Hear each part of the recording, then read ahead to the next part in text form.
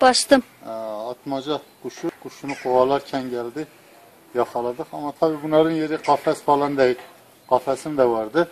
Gerek yok, bunları uçurmak lazım. Bunları bırakmamak lazım. Doğaya bırakmak lazım. Bunların yeri doğadır. Doğaya bırakmak lazım. Gel buraya, gel. Bırakalım gitsin. Tamam mı oğlum? Tamam baba. Hadi takip ettir, tamam mı?